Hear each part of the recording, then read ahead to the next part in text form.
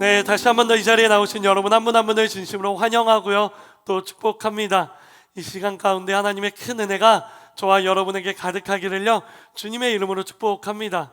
우리 가슴에 손을 얹고 이렇게 고백해 볼까요? 예수님께서 오셨습니다. 예수님께서 다시 오실 것입니다. 다시 오실 주님을 소망합니다. 아멘. 주 예수여 오시옵소서.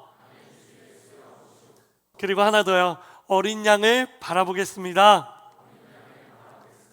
그래요. 오늘 예배를 통해 우리가 함께 고백한 이 선포가요, 정말 현실이 되고 우리의 상황과 마음을 모두 바꾸어 정말 우리에게 그 큰 소망이 가득해지기를 주님의 이름으로 축복합니다. 자, 오늘은요, 요한계시록 4장 1절부터 11절까지의 말씀을 통해 우리가 꿈꾸는 예배라는 제목으로 하나님의 은혜를 함께 나누도록 하겠습니다. 다 함께 따라해 볼까요? 우리가 꿈꾸는 예배. 우리가 꿈꾸는 예배. 그래요. 오늘 말씀을 통해 과연 우리는 무엇을 꿈꾸는지, 또 우리가 꿈꿔야 할 그 예배의 모습은 어떠한 모습인지에 대해서 함께 나누도록 하겠습니다.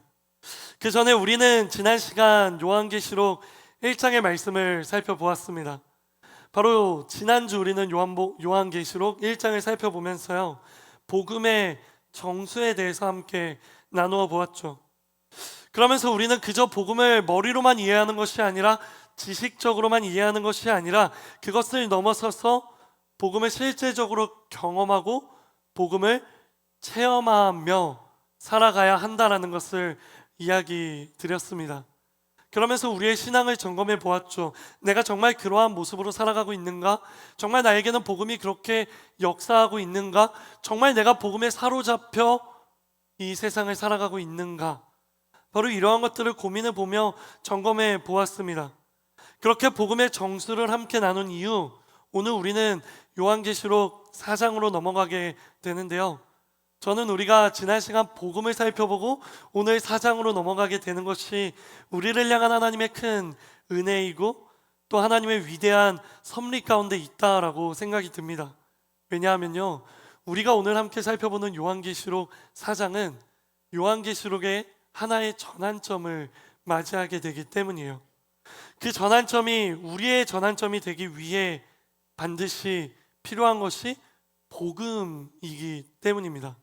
즉, 요한계시록을 읽어 내려가면서 4장을 읽을 때 요한계시록 속에서만 전환점으로 일어나는 것이 아니라 이 4장을 읽어 내려가는 우리에게도 우리 삶의 전환점으로 역사하기 위해 필요한 것이 바로 복음의 정수이기 때문입니다. 그렇기 때문에 지난 시간 우리가 복음의 정수를 함께 묵상한 이후 이 말씀을 살펴볼 때에 요한계시록의 전환점뿐만 아니라 우리 인생의 전환점이 되는 그러한 시간이 되기를 주님의 이름으로 축복합니다. 사랑하는 허브 공동체 여러분, 본격적으로 4장으로 넘어가기에 앞서 한 가지 질문 드리고 싶어요. 여러분 기억하십니까? 요한계시록 2장과 3장에는 어떠한 내용들이 있었죠? 바로 소아시아 7교회를 향한 예수님의 말씀이 기록되어 있었죠. 에베소, 서머나, 버가모, 두아디라, 사데, 빌라델피아, 그리고 마지막으로 라오디게아, 이 7개의 교회를 향한 예수님의 말씀들이 요한계시록 2장과 3장에 기록되어 있었습니다. 바로 7교회를 향한 예수님의 말씀, 그 말씀은 특별히 엄청난 로마의 박해 속에서 살아가고 있는 소아시아 7교회 성도들을 향한 하나님의 칭찬의 말씀, 그리고 책망의 말씀, 이 두 가지 말씀이 기록되어 있었죠. 하나님께서는 그 7교회를 향해 칭찬하시고 책망하시며 원하시고 바라는 것은 무엇이었습니까? 이러한 박해 속에서도 너희가 포기하지 말고 끝까지 견뎌라, 보다 견고하게 그 자리를 지키며 하나님을 예배하는 사람들이 되어라 라는 하나님의 숨은 의도가 그 가운데 담겨 있었던 것입니다. 그래요, 바로 7교회를 향한 예수님의 말씀, 예수님의 환상을 사도 요한이 보고 들은 것이죠.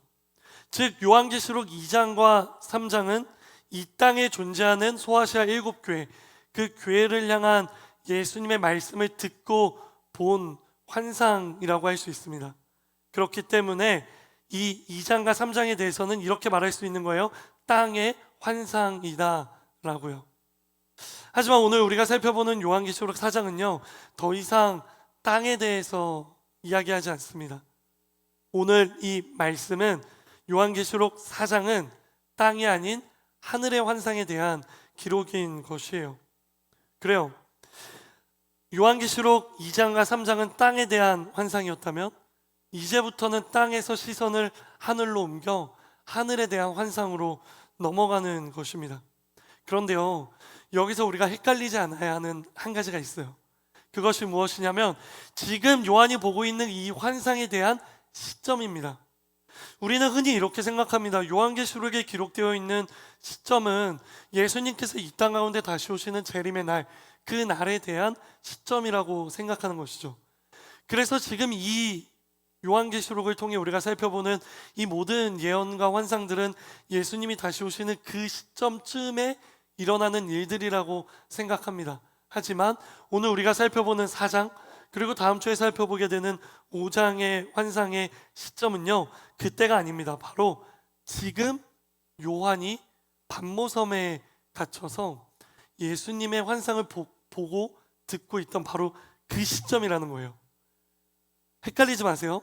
예수님이 다시 오시는 그때의 시점이 아니라 지금 pat모섬에서 요한이 예수님을 만나 예수님의 말씀을 듣고 있는 바로 그 시점이라는 것입니다. 아직 예수님이 재림하시지 않은 시점, 그 재림을 기다리며 살아가는 바로 그 시점에 진행되는 하늘의 모습을 하나님께서는 보여주신 거예요. 그렇다라는 말은 어떤 말입니까? 요한이 본 하늘의 환상, 즉 천상의 모습은요, 지금 우리가 살아가고 있는 이 시대의 모습과도 동일하다라는 거예요. 어떤 모습? 지금 우리가 살아가고 있는 이 시대에 현재 하늘에서 일어나고 있는 그 모습과도 동일한 것이에요. 왜요? 지금 우리도 재림의 때를 기다리면서 살아가고 있기 때문입니다. 즉 예수님이 부활하시고 승천하신 이후 예수님께서 다시 오실 재림의 그 시점, 그 사이 시점에 요한이 지금 환상을 보고 있고요, 우리는 그보다 더 뒤, 약 2000년이 흐른 뒤 우리는 지금 이 시대를 살아가고 있습니다. 여전히 우리는 승천과 재림 사이의 시점을 살아가고 있기 때문에 지금 요한이 기록하고 있는 이 환상의 모습은 지금 현재에도, 이 시간에도 천상에서 이루어지고 있는 모습이다라는 것이에요. 그러면 이제 슬슬 궁금하지 않습니까? 과연 지금 이 시각 천상에는 어떠한 일들이 일어나고 있는가? 과연 지금 이 시각 천상에서는 어떠한 모습들과 어떠한 일들이 진행되고 있을까? 바로 이러한 질문에 대한 대답이 오늘 요한계시록 4장의 말씀이라는 것입니다. 우리 이 말씀을 본격적으로 살펴보기 전에 먼저 여러분을 축복하고 싶어요. 이 축복 가운데 여러분에게 기대하는 마음, 바로 그 마음이 생겨나기를 바랍니다. 이 시간 여러분을 축복합니다. 저는 오늘 이 말씀을 통해 여기 있는 여러분 모두에게 바로 하나님께서 주시는 영적인 메시지를 붙잡는 영적인 집중력이 있게 되기를 주님의 이름으로 축복합니다. 그리고 그 영적인 메시지를 마음속에 새겨 우리의 모습이 변화되고 우리의 예배의 모습이 더욱더 깊이 있게 성장하는 그러한 은혜가요, 바로 오늘 이 예배 가운데 있게 되기를 주님의 이름으로 축복합니다. 가장 먼저 우리 함께 오늘 본문 1절의 말씀을 함께 읽어보도록 하겠습니다. 1절입니다. 시작. 2일 후에 내가 보았습니다. 보십시오, 하늘에 열린 문이 있고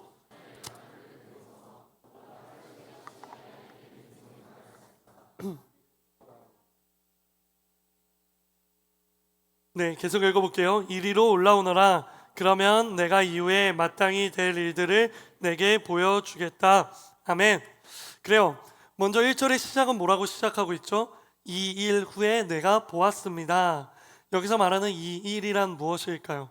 당연히 요한계시록 4장 앞장에 기록되어 있는 2장과 3장, 바로 소아시아 7교회를 향한 예수님의 말씀, 그 말씀 이후에 요한은요 새로운 것을 보게 되는 것입니다. 그렇다면 무엇을 봅니까? 볼펜이 있으신 분들은 밑줄 그어주세요. 바로 하늘에 있는 열린 문을 보게 되는 거예요. 하늘에 있는 열린 문. 하늘의 열린 문을 보고 그 문으로 들어가 하늘의 모습을 보기 시작하는 것. 이것이 바로 하늘의 환상의 시작인 것입니다. 그리고 이어지며 예수님의 한 음성이 요한에게 들려오죠. 그 음성은 바로 이리로 올라오너라. 내가 이후에 마땅히 할 일들을 내게 보여주겠다라는 것이에요. 여기서 우리는 잘 읽어야 합니다. 이후에 마땅히 일어날 일들, 이후에 마땅히 될 일들을 보여주겠다라는 거예요. 여기에는 한 가지가 숨겨져 있습니다. 그것은 바로 지금 현재 하늘에서 일어나고 있는 이 일은 이후에 이 땅에서 일어날 일이다 라는 것이에요. 즉 뜻이 하늘에서 이루어진 것 같이 땅에서도 이루어질 것이다. 즉 지금은 아직 땅에서 이루어지지 않았지만 지금 하늘에서 이루어지고 있는 이 일은 훗날에 예수님께서 재림하시는 그날 이 땅에서 이루어질 것이다 라고 말씀하시는 것이에요. 예수님께서 재림하셔서 이 땅의 모든 악의 권세를 완전히 무너뜨리시고 세상의 모든 불의와 부정을 심판하신 이후 이 땅에 하나님께서 새롭게 창조하시는 새하늘과 새 땅에서 지금 하늘에서 일어나고 있는 이 일이 이 땅에서도 일어날 것이다 라고 말씀하시는 것이죠. 바로 그 일들이 지금 행하여지고 있기 때문에 그 일들을 보여주기 위해 하나님은 요한을 하늘로 데려가신 것이에요. 자, 그렇다면 과연 예수님의 재림 이후 하나님께서 새롭게 창조하시는 새하늘과 새 땅에 일어나게 되는 일들, 바로 그 일들은 어떤 일들일까요? 우리 이에 대해 살펴보기 위해서요 2절과 3절의 말씀들과 2절과 3절의 말씀도요 함께 읽어보도록 하겠습니다. 시작.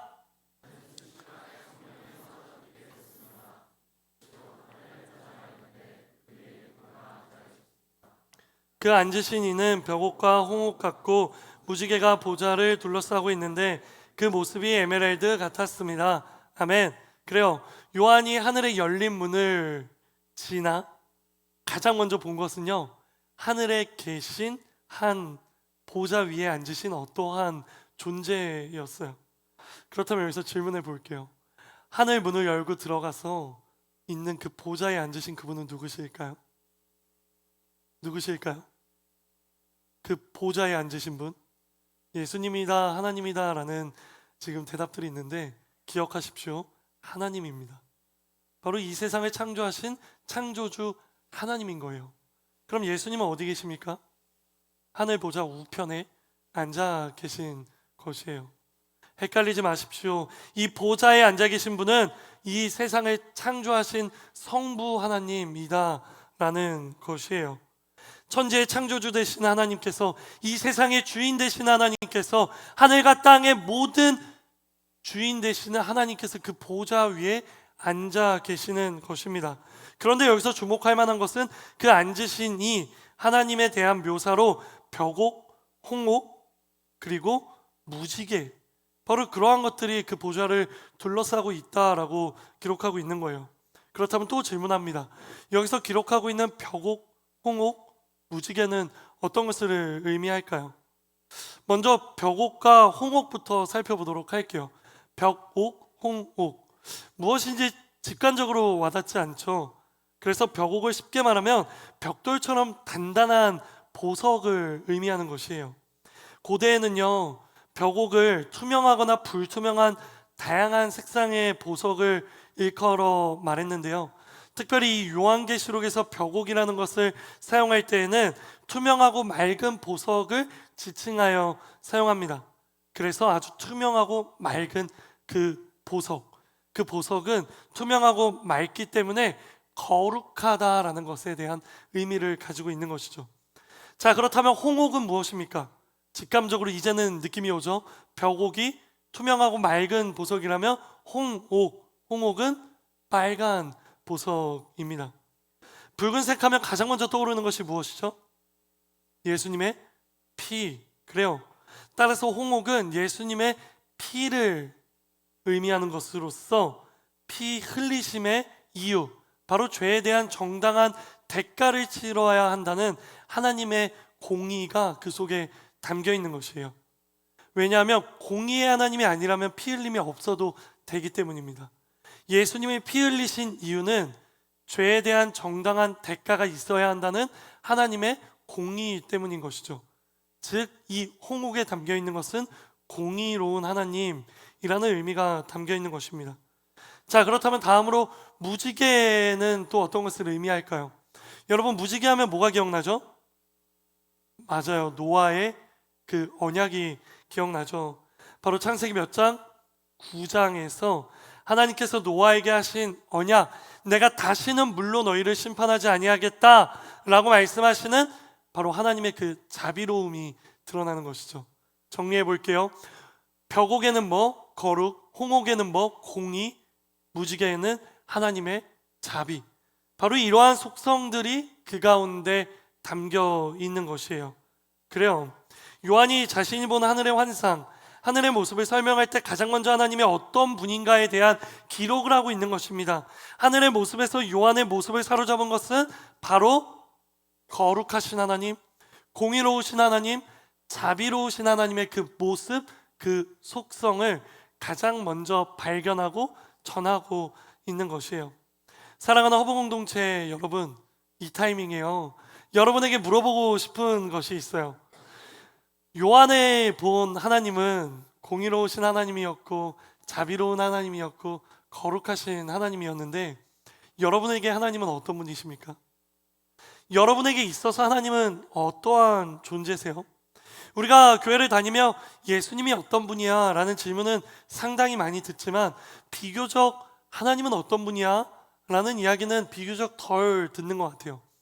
우리가 예수님에 대한 묵상은 많이 하지만 하나님에 대한 묵상은 그것보다 덜 하는 것 같습니다. 여러분에게 물어보고 싶어요. 여러분이 믿고 있는 성부 하나님은 어떤 분입니까? 정말 우리에게 성부 하나님은 거룩하시고 공의로우시고 자비로우신 하나님이 맞습니까? 정말 우리는 그 하나님을 이 세상을 창조하신 창조주 하나님이다 라고 생각하며 믿고 있습니까? 이거에 대한 묵상을 우리가 얼마나 하고 있습니까? 즉, 하나님이 이 세상을 창조하셨다라는 창조의 묵상을 우리가 얼만큼 하고 있냐라는 질문인 것이에요. 저는 자신 있게 말씀드립니다. 저는요, 믿습니다. 무엇을요? 하나님은 창조주 하나님임을 믿는 거예요. 여러분도 하나님께서 창조주이심을 믿습니까? 하나님이 말씀으로 6일 만에 이 세상의 모든 것을 창조하셨다는 것을 믿으십니까? 그것을 믿는 이유가 무엇입니까? 저는 이것을 믿는 이유가 납득이 되고 이해가 되었기 때문에 믿는 것이 아니에요. 납득이 되지 않고 이해가 되지 않았지만 이에 대한 믿음을 가지게 되었어요. 어떻게? 제가 이것을 믿게 된 이유는 오직 하나, 하나님께서 저를 만나주시며 하나님에 대해 알려주시고 보여주셨기 때문이에요. 제가 직접 하나님을 경험했기 때문에, 제가 직접 하나님을 체험했기 때문에, 그 하나님의 위대하심을 내가 보고 경험했기 때문에 하나님께서 창조주다라는 것이 믿어졌던 것입니다. 우리 기독교는요, 이해하니까 믿는 것이 아닙니다. 믿으니까 이해가 되는 것이죠.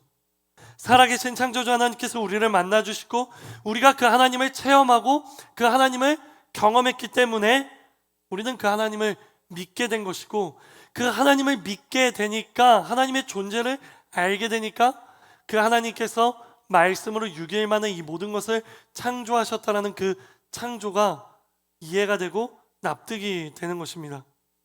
직접 만났고 경험했는데 어떻게 믿지 않을 수 있겠습니까? 그리고 하나님을 믿는데 어떻게 하나님의 창조에 대해 부정할 수 있겠습니까? 즉, 모든 것의 시작은 하나님과의 만남이라는 것입니다. 사랑하는 여러분, 혹시 이 가운데 하나님의 창조가 믿어지지 않는 분들이 계십니까? 하나님께서 나의 창조주다라는 고백이 망설여지시는 분들이 있습니까? 그렇다면 하나님과의 만남을 점검해 봐야 되는 거예요.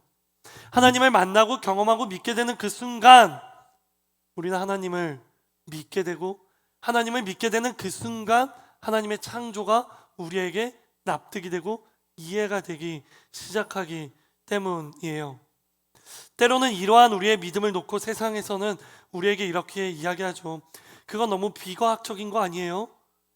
그렇게 이야기하면 우리를 조롱하며 우리를 무식하다라고 이야기할 수 있습니다. 그리고 맹목적이다라고 이야기할 수 있습니다. 하지만 저는 이런 질문을 하며 우리를 조롱하고 우리를 무식하다고 말하는 세상을 향해 이렇게 다시 묻고 싶습니다. 우리가 너무 비과학적이라고요? 그러면 저는 여러분에게 이렇게 묻고 싶어요. 그러면 당신은 너무 비성경적이지 않나요? 그렇습니다. 결국에는요, 평행 논리가 될 수밖에 없는 거예요. 우리의 믿음의 근거는 말씀이고 우리의 믿음의 근거는 하나님과의 인격적인 만남이기 때문에 비과학적이라고 할지라도 우리는 성경적으로 그 믿음을 믿고 따라가는 것이죠. 출발도 다르고 과정도 다르고 끝도 다른 결코 합의할 수 없는 그 지점이 있는 것입니다. 그렇다면 이제 남은 것은 무엇입니까? 그것은 바로 선택이라는 것이에요. 둘 중 어느 것을 선택할지에 대한 그 선택권이 이제 여러분에게 있는 것입니다.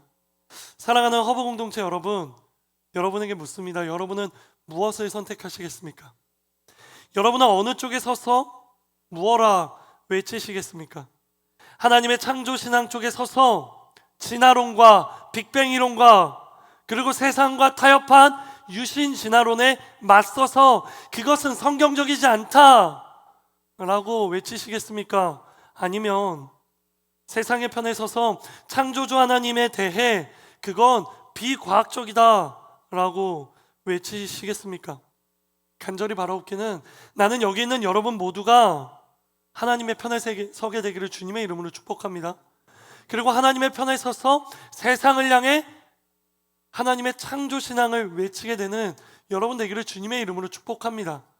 바로 그 하나님을 우리는 예배하는 것이고 바로 그 하나님께서 지금 하늘나라 그 천상의 중심의 보좌에 앉아 계신 것이기 때문이에요. 그러기 위해 우리는 그 하나님의 창조 신앙을 분명히 해야 하는 것입니다. 우리가 우리를 창조하신 하나님을 만나는 것부터 시작해야 되는 거예요. 그 하나님의 위대하심을 경험하는 것부터 시작해야 되는 것입니다. 그렇게 하나님을 만나고 경험함으로 하나님께서 이 세상을 창조하신 창조주이시고 언제나 우리와 함께 하시는 신실하신 분이시며 요한의 설명처럼 거룩하시고 공의로우시고 자비로우신 분이라는 그 믿음을 가져야 하는 것이에요. 그렇게 되었을 때 우리는 하나님의 편에 서서 세상을 향해 성경을 근거로 하나님을 더 외치며 세상 가운데 하나님을 예배하는 예배자가 될 수 있는 것이에요. 사랑하는 여러분, 세상의 외침에 무서워하지 마십시오. 두려워하지 마십시오. 왜냐하면 우리를 창조하신 하나님은 세상보다 더 위대하신 분이기 때문입니다. 세상보다 더 크신 분이기 때문입니다. 바로 그 하나님을 신뢰하며 하나님의 이름을 세상 곳곳에 선포하는 저와 여러분 되기를 주님의 이름으로 축복합니다. 나는 우리 허브 공동체 모든 청년들이 창조주 하나님을 더 깊이 있게 만나고 하나님을 경험함으로 말미암아 더 뜨겁게 하나님의 편에 서서 하나님을 예배하는 사람들 되기를 주님의 이름으로 축복합니다. 그리고 그 만남을 통해 여기 있는 우리 모두가 하나님의 편에 서서 용기 있게 세상을 향해 대적하며 하나님의 창조 질서를 지키며 살아가는 여러분 모두가 되기를 주님의 이름으로 축복하는 것입니다. 다시 말씀으로 돌아와서 하늘의 열린 문을 지나 가장 먼저 그 중심에 있는 보좌에 앉으신 하나님을 보았다면 이제 그 다음으로 요한이 본 것은 무엇일까요? 우리 이어지는 4절의 말씀을 읽어보도록 하겠습니다. 시작. 또 보좌 둘레에는 24개의 보좌가 있고 그 보좌에는 24명의 장로가 흰옷을 입고 머리에 금 면류관을 쓰고 앉아 있었습니다. 아멘. 그래요. 하나님의 보좌를 중심으로 주변에 있는 누구? 24명의 장로들이 앉아 있는 것을 보았습니다. 그 장로들은 어떤 옷을 입고 있습니까? 흰 옷을 입고 머리에는 면류관을 쓰고 있다라고 기록하고 있어요. 여기서 말하는 24명의 장로들이 의미하는 것은 그럼 무엇일까요? 기억하십시오. 그것은 바로 구약 성경에 등장하는 12지파 그리고 신약 성경에 등장하는 예수님의 12사도를 의미하는 것입니다. 즉 구약의 12지파 옛 이스라엘과 신약의 12사도, 바로 교회를 의미하는 것입니다. 즉 이 24명의 장로들은 우리가 구약과 신약이라는 그 시대를 초월하여서 하나님을 믿는 모든 사람들, 그저 아브라함의 자손이라는 그 이스라엘 백성뿐만 아니라 신약 시대의 교회를 이루고 있는 이방인들까지 모두 포함하여 하나님을 믿는 바로 그 모든 성도들이 지금 하나님 곁에 함께 서 있다라는 의미를 가지고 있는 것이에요. 이뿐입니까? 그 곁에 또 하나의 존재가 있죠. 바로 6절과 7절의 말씀에 이렇게 기록되어 있어요. 또 보좌 앞에는 수정처럼 맑은 유리바다와 같은 것이 있고 보좌 가운데와 보좌 둘레에는 앞뒤로 눈이 가득한 네 생물이 있습니다.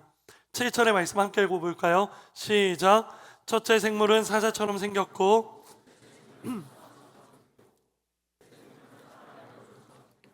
넷째 생물은 날아가는 독수리처럼 생겼습니다. 아멘. 그래요. 보좌 가운데와 보좌 주변에는 뭐가 있다고요? 네 생물.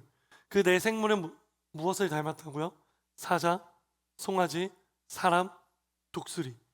이 네 생물은 지금 그 보좌 근처에 있는 것이에요.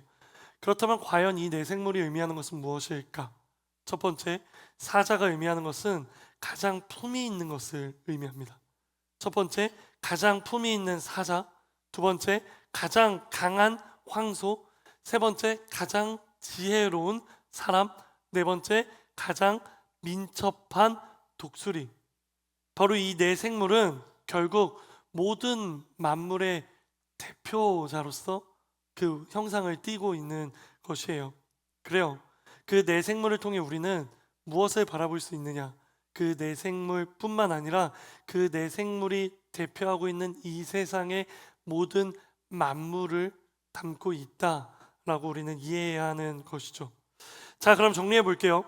이어지는 요한의 환상을 통해 우리가 발견한 것은 하나님의 보좌를 중심으로 그 주변에 있는 모든 성도들, 24명의 장로들에 담겨있는 모든 성도들, 그리고 내 생물에 담겨있는 모든 만물들, 바로 그 모든 성도들과 모든 만물들이 지금 하나님 보좌 옆에 있다라는 것을 우리는 발견할 수 있는 것이에요. 자, 그럼 여러분 이제 또 궁금증이 생기지 않아요? 어떤 궁금증? 과연 모든 성도들과 모든 생물들은 하나님 보좌 옆에 서서 무엇을 하고 있을까라는 질문이에요. 이에 대해서요 8절부터 11절에 명확하게 기록되어 있어요. 우리 함께 읽어볼게요. 좀 기니까 한 절씩 읽어볼까요? 저부터 읽어볼게요. 네 생물은 각각 6날개를 가지고 있고 날개 둘레와 안쪽에는 눈들이 가득합니다. 그들은 밤낮 쉬지 않고 말했습니다. 거룩 거룩 거룩, 전능하신 주 하나님, 전에도 계셨고 지금도 계시고 장차 오실 분이십니다.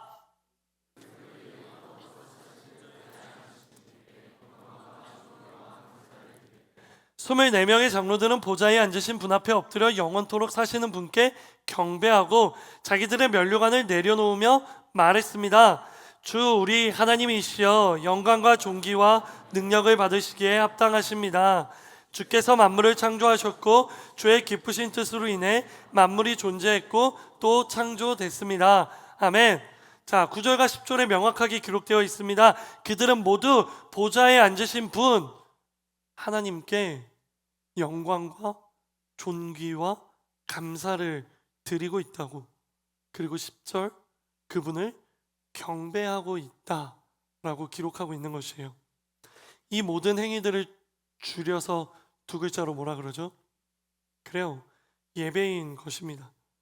모든 성도들과 모든 만물들은 지금 하나님이 앉아 계시는 그 보좌 주변에 모여 하나님을 예배하고 있는 것이에요. 요한이 보는 하늘의 환상은 이 모든 사람들과 모든 만물들이 하나님을 예배하고 있는 모습이었던 것이에요. 사랑하는 허브 공동체 여러분, 이것이 곧 지금 하늘에서 일어나고 있는 일이고 동시에 예수님께서 다시 재림하신 이후 하나님께서 이 땅 가운데 새하늘과 새 땅을 창조하시며 그 새하늘과 새 땅에서 이루실 일인 것입니다. 기억하십시오. 하나님을 영원토록 예배하는 것이 이 세상에 가득 차게 되는 것이에요. 하박국의 말씀을 기억하십니까? 이는 물이 바다 덮음같이 여호와의 영광을 인정하는 것이 세상에 가득함이니라. 목사님, 하나님을 예배하는 건 하나님을 믿는 사람들이잖아요. 그렇다면 하나님을 믿지 않는 사람들은 하나님을 예배하지 않는 거 아니에요? 아닙니다. 하나님을 믿지 않는 사람들도 하나님을 인정하게 됩니다. 왜? 다시 오시는 예수님을 만나 하나님이라는 존재를 알게 되기 때문에. 그때 하나님을 인정하는 것이에요. 즉 하박국의 말씀처럼 물이 바다를 덮음같이 여호와의 영광을 인정하는 그날이 오게 될 것이라는 것입니다. 그리고 그날이 왔을 때 모든 성도들과 모든 만물들은 하나님을 영원토록 예배하게 된다라는 것이죠. 혹시 이러한 이야기를 들으셨을 때 평생 하나님을 예배한다고? 좋기는 한데 조금 지루하면 어떡하지? 라는 염려가 생기신 분들이 계시나요? 만약 그렇다면 그 염려를 내려놓으시기 바랍니다. 그곳에는요, 지루한 설교는 없을 거예요. 왜죠? 모든 성도들과 모든 만물들이 어디에 있다고요? 하나님 옆에 있다고요. 그곳에는 설교가 없습니다. 말씀의 해석인 설교는 없는 거예요. 텍스트와 컨텍스트를 이어주는 설교는 없는 거예요. 왜? 그곳에서 우리는 우리를 향한 하나님의 말씀을 직접 듣기 때문입니다. 하나님의 말씀이 우리에게 직접 들리고 우리를 향한 하나님의 말씀을 직접 듣게 되는 바로 그러한 역사가 있기 때문이죠. 지상의 예배는 설교가 중심이라면 하늘의 예배는 경배와 찬양이 중심이 되는 것입니다. 뜨겁게 하나님을 찬양하고 높여드리며 하나님께 무궁히 영광과 존귀와 감사를 올려드리는 것, 눈치 보지 않고 나의 상황과 상태에 함몰되지 않고 모든 것을 초월하여 오직 하나님께 집중하며 예배하는 바로 그러한 일들이 일어나고 있고 일어나게 될 것이다 라는 이야기입니다. 그것이 어떻게 가능할까? 우리 인간은 너무 연약하기 때문에 때로는 상황과 여건, 환경, 그리고 나를 찾아온 감정에 우리는 휩쓸려 매몰될 수밖에 없는데 항상 우리의 예배가 최고의 예배, 최선의 예배, 그 모든 것을 초월하여 하나님을 예배할 수 있는 그 예배가 어떻게 되는 것일까? 사랑하는 허브 공동체 여러분, 상황과 환경이 좋고 내 감정이 좋을 때는 누구나 다 하나님을 예배할 수 있죠. 은혜가 넘쳐 하나님께 감사의 고백으로 나아가는 것은 쉬운 것이에요.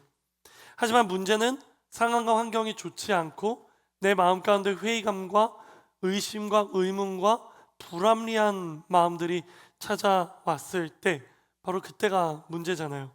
바로 그럴 때 분명하게 기억해 주십시오.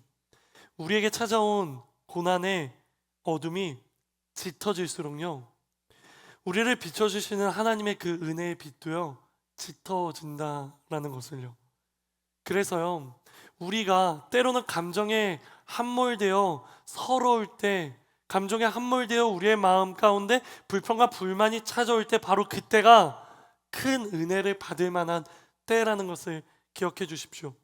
아픈 시간이 바로 치유되는 시간이 되는 때라는 것을 기억해 주십시오. 그러므로 사랑하는 허브 공동체 여러분, 여러분을 축복합니다. 서러운 시절에 도리어 예배를 결단해 보십시오. 힘든 만큼 하나님을 부르짖어 보십시오. 서러운 만큼 하나님 앞에 기도해 보십시오. 사람의 소리, 주변의 환경은 우리를 괴롭게 할 테지만 그럼에도 불구하고 우리가 하나님을 바라보며 예배할 때 하나님의 말씀이 우리의 귀에 들리고 우리 귀에 들린 그 말씀이 우리의 마음을 변화시키며 하나님을 끝까지 예배할 수 있는 사람으로 변화시키기 때문이에요. 그러면 모든 상황과 여건을 초월하여 역사하시는 성령 하나님께서 여러분을 완전히 압도하게 되는 것입니다. 그리고 여러분의 무너진 예배의 재단이 다시금 쌓이고 여러분을 공격하는 사단으로부터 우리를 지켜주는 영적인 성벽이요 재건되기 시작하는 것이에요. 바로 그렇게 우리는 예배의 견고한 진을 칠 수 있는 것입니다. 바로 이러한 예배가 우리가 꿈꾸는 예배잖아요. 바로 이러한 예배의 모습이 우리가 지향하는 예배의 모습이잖아요. 그런데 이러한 예배의 모습을 가질 때 우리가 반드시 눈여겨봐야 하는 한 가지 모습이 있어요. 그것은 바로 24명의 장로들이 행했던 한 가지 모습이에요. 앞구절에는 24명의 장로들이 금 면류관을 쓰고 있다라고 기록되어 있는데, 뒤에 구절을 살펴보니까 이렇게 기록되어 있어요. 10절이에요. 자기들의 면류관을 내려놓으며 말했다라고 기록되어 있어요. 쓰고 있던 면류관을요 내려놓은 것입니다. 그래요. 여기서 말하는 면류관이 의미하는 것은 무엇입니까? 바로 성경을 읽다 보면 다양한 면류관들을 우리는 찾아볼 수 있죠. 어떤 면류관이 있죠? 의의 면류관, 생명의 면류관, 영광의 면류관, 자랑의 면류관. 이러한 면류관들이 성경 속에 기록되어 있는 것을 발견할 수 있고, 그 면류관을 주시는 분이 누구라는 것을 발견할 수 있습니까? 하나님이라는 것을 발견할 수 있습니다. 즉 면류관이 의미하는 것은 하나님 앞에 헌신하고 수고한 자들에게 주시는 하나님의 상급과도 같은 것들이에요. 그런데 24명의 장로들, 그들은 이 하나님의 상급인 면류관을 내려놓고 하나님 앞에 예배하고 있어요. 이 면류관을 내려놓는다는 것은 결국 자신의 자랑까지도 내려놓고요, 온전히 하나님께 초점을 맞추어 집중하며 하나님을 바라보며 경배한다라는 것을 의미하는 것이에요. 내가 하나님 앞에서 쏟았던 그 모든 헌신을 내려놓고, 내가 하나님 앞에서 내어드렸던 나의 모든 이 섬김을 내려놓고 온전히 그냥 나를 사랑하시고 나를 창조하신 하나님을 경배하는 것입니다. 하나님, 내가요 하나님 앞에서 이렇게 헌신하고 수고했어요. 하나님, 나 너무 잘했죠. 하나님, 이 나의 모습을 보시고 하나님, 나의 예배를 더 기뻐 받아주세요. 이것을 넘어가는 거예요. 하나님, 내가 하나님 앞에서 아무것도 한 것 없어도 하나님이 나를 사랑하시고 하나님 나를 창조하셨고 하나님 나를 구원하셨죠. 내가 그거 하나만 보고도 하나님을 이렇게 예배합니다. 나의 예배를 받아주시옵소서 이야기하는 것입니다. 사랑하는 여러분, 다시요, 자신의 자랑까지도 다 내려놓고 온전히 하나님에게만 초점을 맞추고 집중하여 하나님만 바라보며 경배하는 것, 바로 이러한 모습이 우리 허브 공동체가 바라고 지향해야 하는 예배의 모습인 것이에요.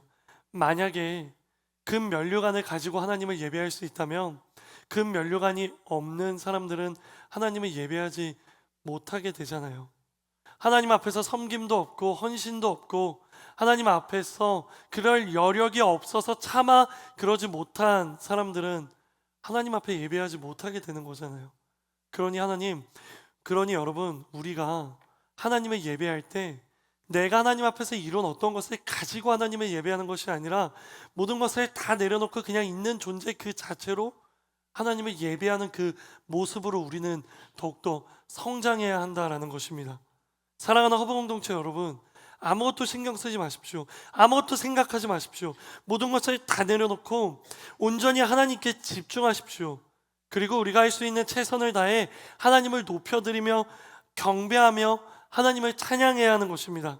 그렇게 더욱 가까이 더욱 긴밀히 하나님 곁으로 다가가는 것이죠. 이것이 바로 우리가 꿈꿔야 하는 예배인 것입니다. 그렇다면 여기서 던져야 하는 마지막 질문이 있어요. 그것은 바로 과연 어떻게 우리는 그러한 예배를 드릴 수 있을까라는 질문입니다. 어떻게 우리는 아무것도 신경 쓰지 않고 온전히 하나님께 집중하여 하나님만 바라보며 경배하고 찬양할 수 있을까라는 질문이에요. 결국 이것이 가장 중요한 질문인 것이에요. 사랑하는 여러분, 한번 생각해 볼래요? 어떻게 우리는 온전히 하나님께 집중하며 하나님만 바라보며 하나님을 예배할 수 있을까요? 이에 대한 대답은요, 딱 한 가지, 오직 한 가지입니다. 그것은 바로 거룩이라는 것이에요. 그럴 수 있는 방법은 딱 한 가지, 우리가 거룩해져야 가능한 것입니다. 바로 이것을 실패하였기 때문에 구약의 이스라엘 백성들은 하나님을 예배하지 못했어요. 바로 이것을 실패하였기 때문에 신약의 유대 종교 지도자들은 예수님을 못 박았습니다. 바로 이것을 실패하였기 때문에 로마의 백성들은 초대교회, 소아시아 7교회를 박해한 것입니다. 바로 이것을 실패하였기 때문에 세상의 모든 사람들이 하나님을 만나지 못하고 하나님께 예배하지 못하게 된 것이에요. 저는 결국 하나님께서 우리에게 원하시는 단 한 가지는 거룩이라고 생각합니다. 그 거룩을 위해 수많은 율법들이 있고 그 거룩을 위해 수많은 계명들이 있으며 결국 그 거룩을 위해 믿음의 선배들이 우리에게 그러한 믿음의 유산을 물려준 것입니다. 그 거룩. 그렇다면 여러분에게 묻고 싶어요. 여러분은 하나님을 온전히 예배하기 위한 그 거룩함이 있습니까? 하나님은 우리에게 말씀하셨어요. 레위기 19장 2절이에요. 너는 이스라엘 자손의 온 회중에게 말하여 이르라. 너희는 거룩하라. 이는 나 여호와 너희 하나님이 거룩함이니라. 그래요. 결국 거룩인 것이에요. 우리가 꿈꾸는 예배를 하나님 앞에 드려야 한다는 거 알고 있어요. 우리가 꿈꾸는 예배가 천상에서 드려지고 있는 그 예배라는 거 알고 있어요.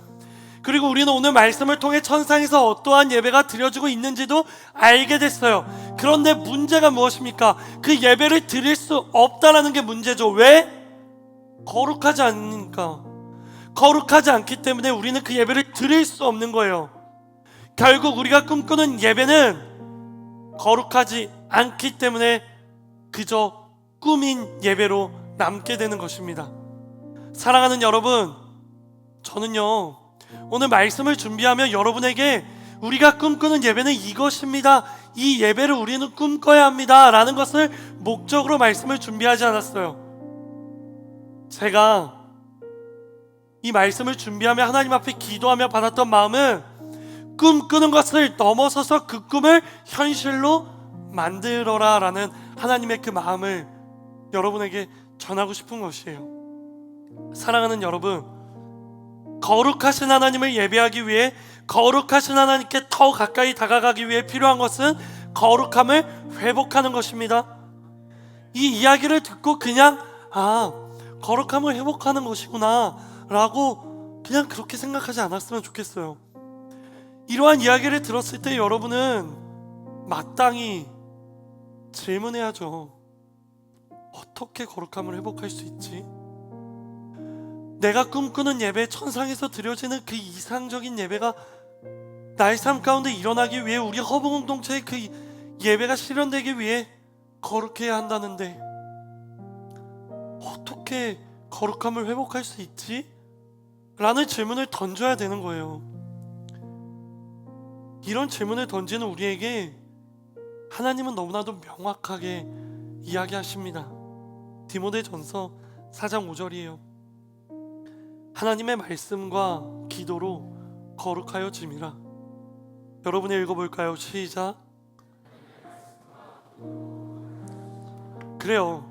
하나님은 우리에게 거룩하라 라고 이야기하는 것을 넘어서서 구약의 이스라엘 백성들이 실패하고 신약의 하나님의 선택받은 백성들이 실패하자 디모데 전서의 말씀을 통해 이제는 어떻게 거룩할 수 있는 그 방법에 대해서까지 말씀해 주시는 거예요. 너무 답답해서, 너무 그 거룩을 회복하기 원하셔서.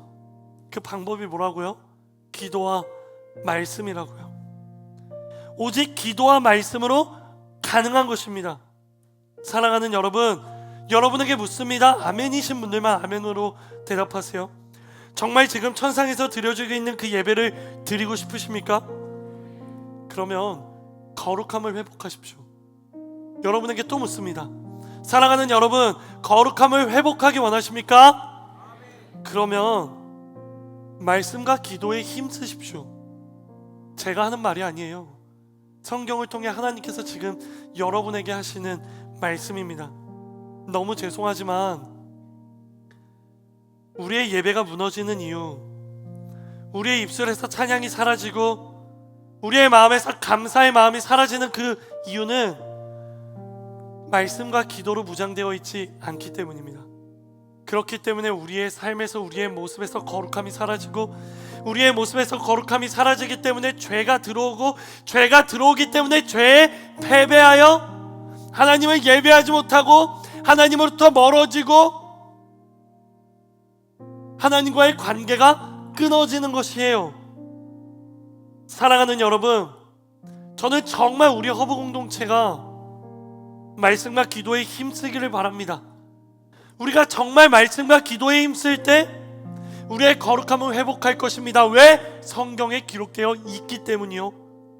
우리가 거룩함을 회복되었을 때 정말 우리는 거룩한 여호와 하나님을 예배할 수 있을 것입니다. 왜?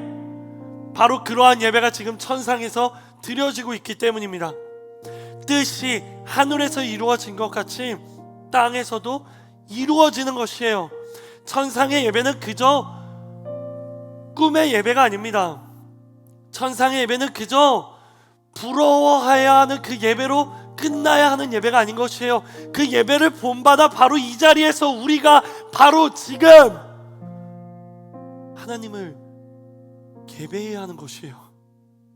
모든 것을 다 내려놓고 내 마음에 있는 근심, 걱정, 아픔, 슬픔, 고민, 내 머릿속에 있는 그 계획, 그거 다 내려놓고 면류관을 내려놓고 흰 옷, 거룩의 옷을 입고 하나님을 경배하고 찬양하고 존귀하신 하나님을 높여드리는 것, 그것이 우리가 해야 하는 것이라는 이야기인 것이에요. 이것이 불가능해 보이십니까? 여러분, 이것이 불가능합니까? 아니잖아요. 불가능하지 않기 때문에 하나님은 우리에게 거룩할 수 있는 방법을 알려주신 것이잖아요. 즉, 이 우리가 꿈꾸는 예배를 드리기 위한 첫 번째 스텝은 말씀과 기도라는 것이에요.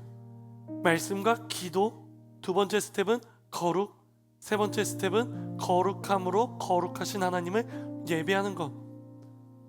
이 단계 중에 여러분은 지금 어느 단계에 계십니까?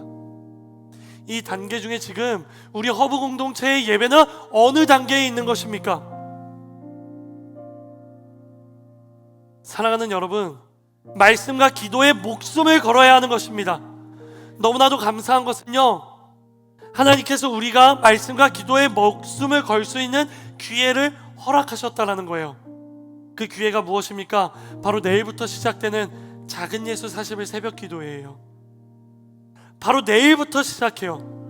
월요일부터 금요일 매일 아침 5시 30분 온누리교회 모든 캠퍼스, 양재가 집이 멀다고요? 여러분 주변에 있는 모든 캠퍼스, 특별히 양재 온누리교회에서는 사랑홀에서 진행되죠. 바로 이 40일이라는 이 기간이 우리가 말씀과 기도에 목숨을 걸고 힘쓸 수 있는 기간인 것이에요.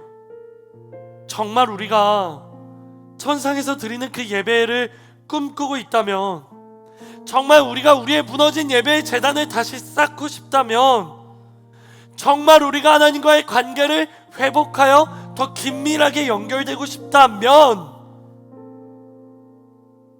이 작은 예수 40일 새벽 기도에 참여하여 말씀과 기도부터 시작하십시오. 바로 이 40일이라는 시간이 말씀과 기도로 무장할 수 있는 시간이요, 그리고 예배에 그 견고함을 쌓아 천상에서 드려지는 예배를 드릴 수 있는 그 시작의 시간인 것입니다.